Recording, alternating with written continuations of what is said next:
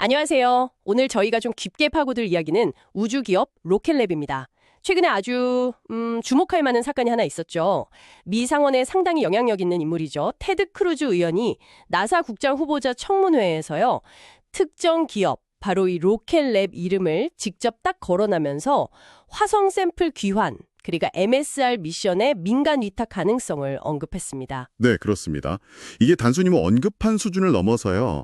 MSR 미션 재설계를 위한 민간 제안을 검토할 때 로켓랩과 같은 기업의 제안 포함이라고 아주 구체적으로 지목을 한 겁니다. 와, 이게 화성 토양 샘플을 지구로 가져오는 어떻게 보면 인류의 가장 야심찬 우주 프로젝트 중 하나인데 여기서 로켓랩이 핵심 역할을 할 수도 있다. 이런 강력한 시그널이 워싱턴 DC 최고위층에서 나왔다고 봐야죠. 특정 기업 그것도 로켓랩을 딱 집어서 이야기했다는 건 이거 정말 이례적인데요?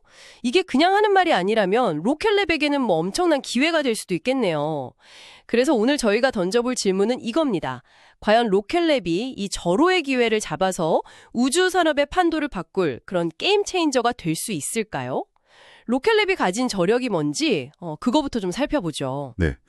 로켓랩의 핵심 경쟁력은 크게 한 두 가지로 요약할 수 있겠습니다. 첫째는 그 소형 위성 발사 시장에서의 압도적인 실적 그리고 신뢰도입니다. 주력 발사체인 일렉트론이 벌써 60회가 넘게 발사됐는데 그중 59회 성공이면 90%가 훌쩍 넘는 성공률이죠. 이걸로 작고 가벼운 위성들을 아주 빠르고 또 경제적으로 우주에 보내는 데 있어서는 정말 독보적인 입지를 구축했어요. 그렇죠. 근데 단순히 발사 대행만 잘하는 회사는 또 아니잖아요. 요즘 보면 사업 영역을 굉장히 공격적으로 넓히는 것 같아요. 아, 정확합니다. 그게 바로 두 번째 핵심 경쟁력인데요. 소위 말하는 수직 계열화입니다. 로켓랩은 위성 자체를 설계하고 제작하는 플랫폼, 포톤이라고 하죠. 그리고 지금 개발 중인 더 크고 재사용 가능한 로켓 뉴트론, 여기에 더해서 위성에 들어간 핵심 부품들까지 직접 생산하는 능력까지 갖춰나가고 있습니다. 아, 부품까지요? 네, 그러니까 위성 제작부터 발사 그리고 운영까지 우주 비즈니스의 전 과정을 다 아우르는 그런 엔드-투-엔드 솔루션을 제공하는 기업으로 진화하고 있는 거죠. 와, 정말 모든 걸 다 하려는 전략이네요. 이게 물론 강점이지만 어떻게 보면 특정 분야 전문 기업에 비해서는 좀 경쟁력이 떨어지는 부분은 없을까요? 네, 좋은 지적이십니다. 물론 각 분야별로 최고 기업들하고 비교하면 개별 기술력에서는 당연히 차이가 있을 수 있겠죠. 하지만 로켓랩은 이 요소들을 잘 통합해서 시너지를 내는 데 집중하고 있습니다. 그리고 바로 이 점이 아까 말씀드린 MSR 미션 재설계 국면에서 좀 빛을 발하고 있는 것 같아요. 로켓랩이 나사가 선정한 MSR 아키텍처 연구기업 8곳 중 하나인데요. 아주 흥미로운 제안을 내놨습니다. 오, 어떤 제안이었죠? 자체 개발 중인 뉴트론 로켓을 사용해서요. 화성 통신 궤도선 MTO라고 부르는데 그러니까 화성에서 지구로 데이터를 중계해줄 통신 위성을 독자적으로 쏘아 올리겠다는 겁니다. 자기들 로켓으로 자기들이 만든 위성을 쏘겠다. 그렇죠. 다른 기업들은 보통 여러 구성 요소를 좀 나눠서 제안했는데 로켓랩은 발사차랑 핵심 위성을 딱 묶어서 단독으로 제안한 거의 유일한 사례입니다. 이게 바로 로켓랩의 그 수직 계열화 역량과 자신감을 보여주는 대목이라고 할 수 있겠죠. 근데 여기서 더 흥미로운 점은 최근에 공개된 나사 관련 법안 초안이랑 예산 조정안 문건인데요.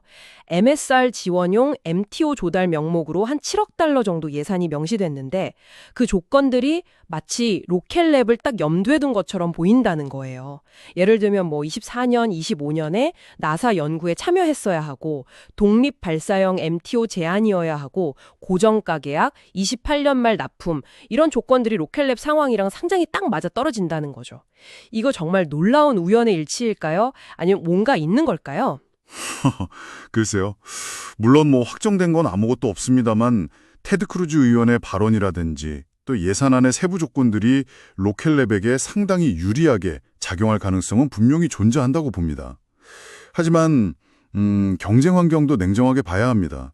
우주 산업이라는 게 거대 자본과 기술력이 그냥 격돌하는 전쟁터 아닙니까? 특히 중형 로켓 시장에서는 이미 너무나 강력한 경쟁자죠. 스페이스X가 딱 버티고 있고 블루 오리진 같은 기업들도 절대 무시할 수 없고요. 소형 발사 시장에서도 한 15% 정도는 다른 경쟁사들이 점유하고 있습니다. 그렇군요. 이런 엄청난 기회 요인과 또 만만치 않은 도전 요인 속에서 시장은 로켓랩을 지금 어떻게 평가하고 있을까요? 최근 주가 흐름을 보면 좀 투자자들 시각을 엿볼 수 있을 것 같은데요. 네, 로켓랩, 티커는 RKLB죠. 최근 1년 주가를 보면 꽤나 역동적이었습니다. 2024년 하반기부터 2025년 상반기까지는 아주 가파른 상승세를 보이면서 신고가를 경신하기도 했고요. 근데 그 이후에는 단기적인 조정과 반등을 좀 반복하는 모습을 보였습니다.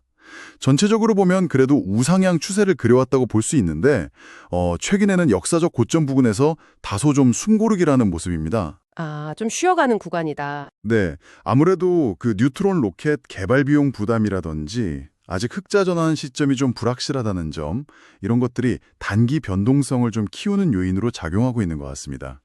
그렇다면 투자 관점에서 봤을 때 단기적으로는 그런 변동성 리스크는 좀 염두에 둬야겠군요. 중장기적인 전망은 어떻게 보십니까? 단기적으로는 방금 말씀드린 그 뉴트론 개발 비용, 흑자 전환 시점의 불확실성, 그리고 현재 주가가 기업 가치나 미래 전망에 비해서 좀 높게 평가되고 있는 거 아니냐, 이런 높은 밸류에이션 부담, 이게 리스크 요인입니다. 하지만 중장기적으로 본다면 저는 긍정적인 요소들이 더 많다고 판단합니다. 일단 전 세계 우주산업 자체가 구조적으로 성장하고 있고요. 미정부의 우주나 국방 분야 투자도 계속 확대되고 있고 민간 위성 수요도 계속 늘어나고 있잖아요. 이런 거시적인 환경이 아주 우호적입니다. 네. 로켓랩 자체의 성장 동력도 중요하겠죠, 물론. 그럼요.